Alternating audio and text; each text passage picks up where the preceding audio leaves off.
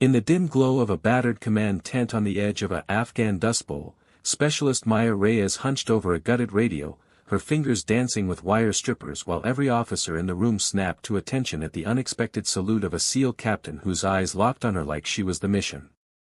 If you love your mom and dad, hit that subscribe button right now and show some love to the channel that brings you stories like this. The desert night pressed hot against the canvas walls, and the only light came from a single LED lantern clipped to the tent pole and the green flicker of Maya's multimeter. She was 24, Army National Guard, 82nd Signal Company out of Fort Liberty, and the only person in forward operating Base Thunder who could coax a PRC-152 back to life after an IED turned it into confetti. Her ponytail was the color of burnt cinnamon, tucked under a sweat-stained patrol cap, and the name tape on her uniform read Reyes in faded thread. Around her, staff officers shuffled maps and whispered about tomorrow's convoy route, but Maya heard none of it. She heard only the faint hiss of solder and the heartbeat in her ears, then the tent flap ripped open. A gust of grit swirled in, and every spine in the room went ramrod straight. Maya didn't look up until the silence became heavier than the heat. Captain Daniel Hawk Brennan stood in the doorway, trident gleaming on his chest, desert tan uniform somehow still knife-creased. He was taller than the rumors, scar hooking from left ear to jaw like a lightning bolt frozen mid-flash. His salute cracked the air, palm out, eyes fixed not on the lieutenant colonel but on Maya. The colonel returned it automatically, confusion flickering across his face.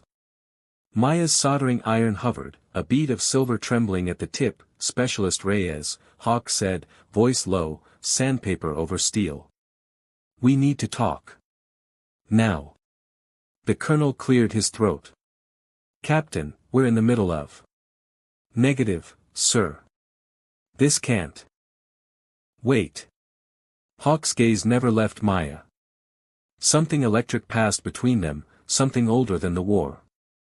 Maya set the iron down, wiped her hands on her trousers, and followed him into the night. The FOB's generator hummed like a dying animal. Stars crowded the sky, indifferent. Hawk led her past the motor pool to a concrete blast wall tagged with spray-painted skulls and unit patches. He stopped, turned, and for the first time she saw uncertainty in a man legendary for jumping into ocean from submarines without a ripple. You fixed the radio on the ridge last week, he said. Not a question. 3 of them. Your team was pinned down near Shah Joy.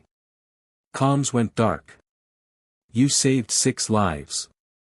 He reached into his cargo pocket and pulled out a folded sheet of paper, edges soft from handling. This came through the repair queue yesterday. I intercepted it. Maya unfolded the sheet.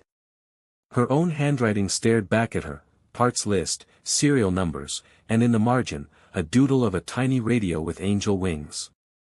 Below it, someone had scrawled in red ink, find her. Protect her. No matter the cost. The handwriting wasn't hers. I don't understand, she said. Hawk glanced over his shoulder, then leaned closer. That radio you fixed. It wasn't just a radio. Inside the chassis, someone soldered a microSD card. Encrypted. Military grade. I pulled it before the intel puke saw it. He produced a card no bigger than a fingernail. It's got coordinates, dates, and a name. Yours. Maya felt the desert tilt. That's impossible. I strip every unit to the board. Not this one. Someone wanted you to find it. He hesitated. Maya, the coordinates match a village we raided 6 years ago. Operation Night Lark. You were there. Her breath caught.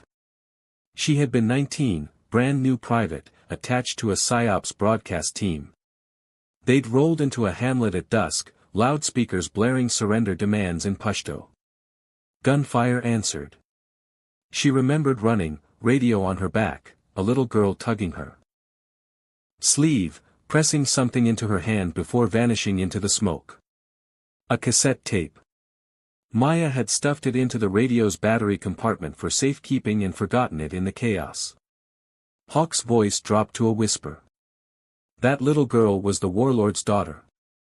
She hid evidence on that tape, proof her father was selling US weapons to the Taliban. The warlord found out. Put a bounty on anyone who touched that tape. The bounty's still active. And now it has your face. Maya's knees buckled. She caught herself on the blast wall. Why me? Because you're the only one who can decode it.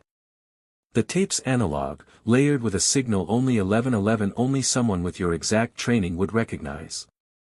You're the key. Before she could answer, a low whistle cut the night, 3 short, 2 long. Hawk's team signal. He grabbed her wrist. Move. They sprinted between Humvees as floodlights snapped on. Shouts in Pashto echoed beyond the wire. Tracer rounds stitched red lines across the sky. The base siren wailed. Maya's boots pounded sand. Hawk shoved her behind a shipping container, drew his M18, and returned fire with methodical calm. Bullets sparked off metal inches from her head. Stay low, he ordered. I'm getting you out. An RPG whooshed overhead, detonating against the water tower. Shrapnel rained. Maya's ears rang. Through the haze she saw figures in black fatigues, no unit patches, moving with purpose no ragtag militia possessed. Contractors, she realized. Someone had hired pros. Hawk slapped a fresh mag home. Exfil routes compromised. We go through the maintenance bay. They ran. Inside the bay, mechanics scattered as Hawk kicked open a toolbox and yanked out a Pelican case. Inside, a satellite phone and a folded map marked in grease pencil. He tossed her the phone. Call the number on the card. Memorize it, then smash the phone. Maya dialed with shaking fingers. A woman answered, voice calm, Midwestern. Identify. Reyes, Maya, specialist, 80-second signal. Confirm childhood pet. Goldfish named Sir Bubbles. Verified. Package en route. Hangar 3, Bagram. 40 mics. Do not trust local assets. Click. Hawk was already hot wiring a forklift. We're stealing a bird. You're insane. Part of the job description. They roared across the tarmac, forklifts spewing black smoke. A Black Hawk sat rotors idle, pilot smoking beside the open door. Hawk leveled his pistol. Keys. Now. The pilot raised hands, grinning. About time, Hawk. Chief said you'd improvise. Maya blinked. You knew. Whole teams read in. The pilot, Chief Warrant Officer Lopez, hopped in. Strap tight, kids. We're on the clock. Rotors thundered. The Hawk lifted into a storm of tracer fire. Maya gripped the door gun, knuckles white. Below, FOB thunder burned like a birthday cake. She saw the command tent collapse in a blossom of flame, the radio she'd been repairing reduced to slag.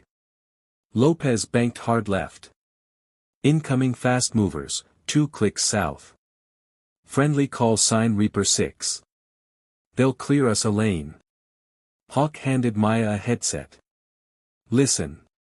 Static, then a child's voice, Tinny, speaking Pashto. The cassette tape. Maya translated without thinking. Papa says the Americans will come. Hide the truth where they speak but cannot hear. In the voice that carries their own words. Hawk met her eyes. You hid it in the radio's carrier wave. Subaudible. Genius. Accidental genius. The hello shuddered. Lopez swore. Sam Locke, breaking. He rolled the Hawk like a fighter jet. Maya's stomach lurched. Through the window she saw the missile streak past, detonating harmlessly miles away. Bagram's lights appeared on the horizon, a constellation of safety. But as they descended, Maya noticed something wrong. The hangar doors were closed. No ground crew. No lights inside. Abort, she said suddenly. Lopez hesitated. Hawk trusted her instinct. Go around. They circled. From the air, Maya saw movement, vehicles ringing the hangar, no markings. Men with rifles. A trap. Hawk keyed the sat phone. Reaper 6, this is Night Lark Actual. Hangar 3 compromised. Request alternate LZ. Negative, Night Lark. All runways hot. Suggest VR, 55 crash site, grid 79er. Cache there. Hold till dawn. The crash site. 6 months ago a C-130 went down in the mountains, crew Kia smuggling something. Officially a weather mishap. Unofficially rumor central. Lopez rerouted. 30 mics. Fuels tight. Mountains rose like black teeth. The Hawk skimmed ridges, engines screaming. Maya clutched the cassette tape. Hawk had slipped her, recovered from the radio's guts. Side A held the child's message. Side B was blank. Or so she thought. She popped it into the Hello's ancient deck, borrowed from some crew chief's 90s nostalgia. Under the rotor noise she heard it, a second track, ultrasonic, only audible to dogs and signal techs with perfect pitch. Numbers. Coordinates. A date. Tomorrow. Hawk leaned close. What is it? A dead drop.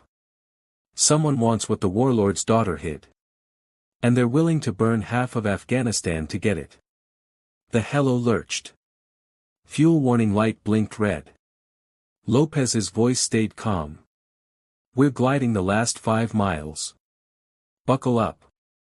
They crash-landed in a rocky bowl, skids crumpling, rotors chewing air then stilling. Silence rushed in, broken only by ticking metal.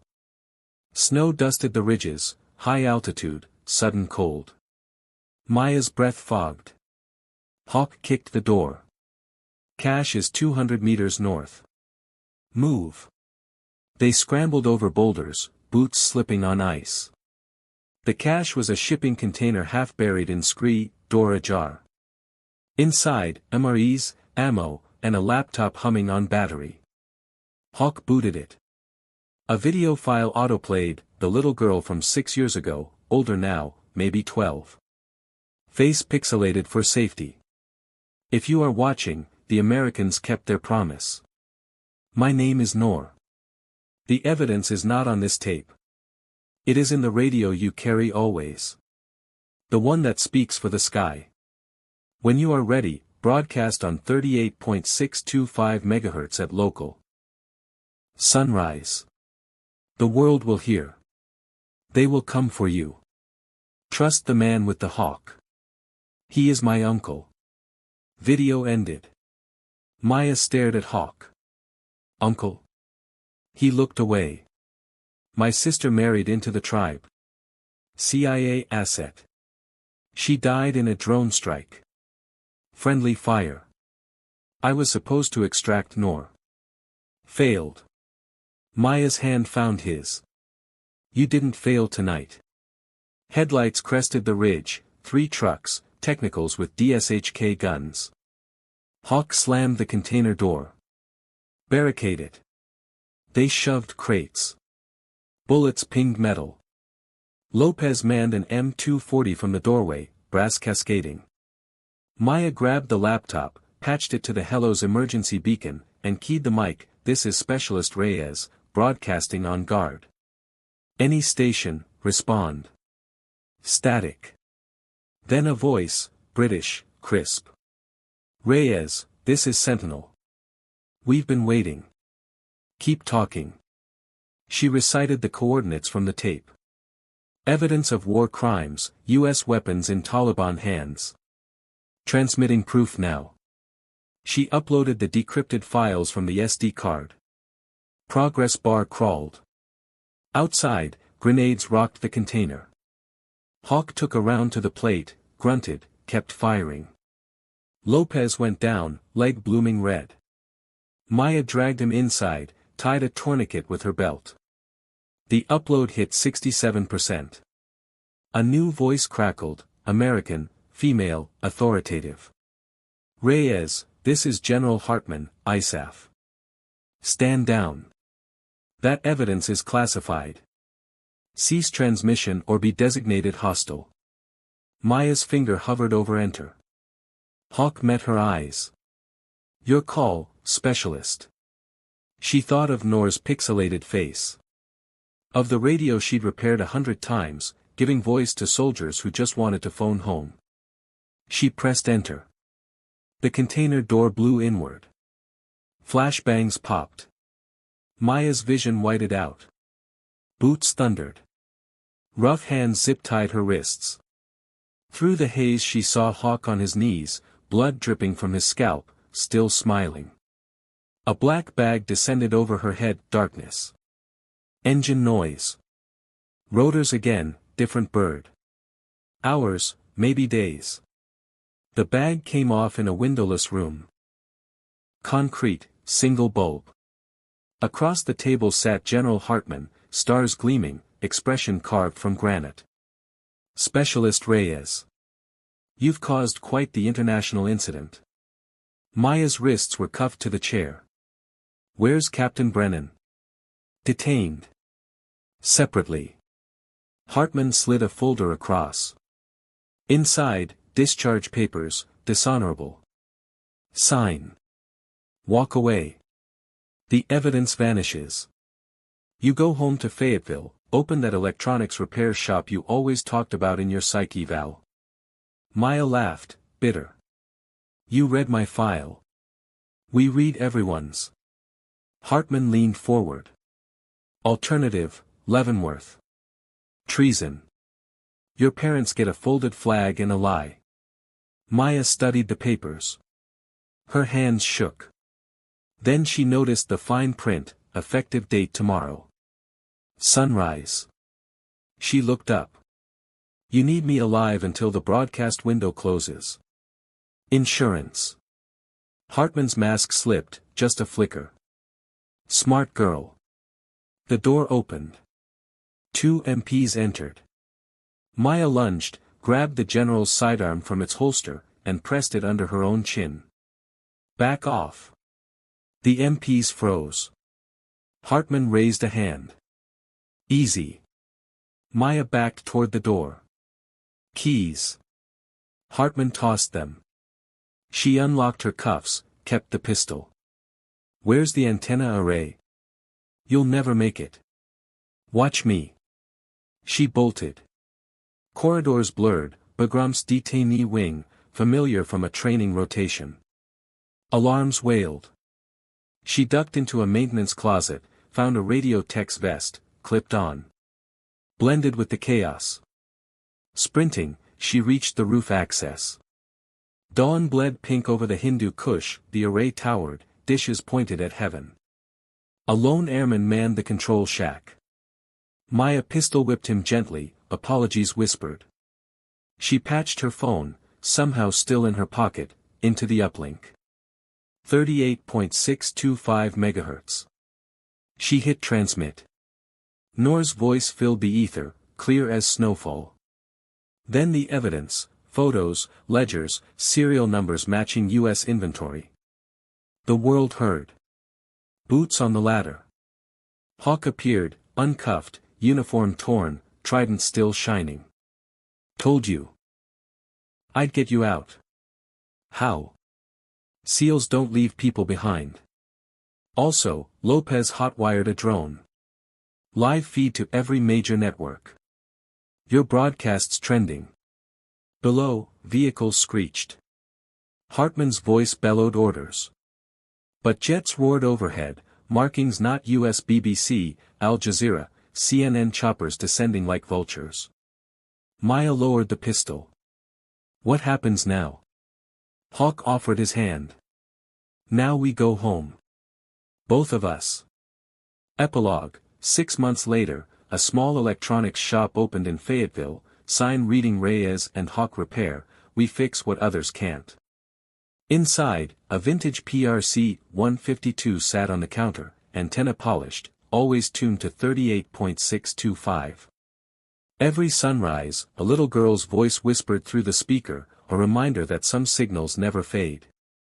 Hey viewers, drop a comment and tell me, what part of the country are you watching from tonight?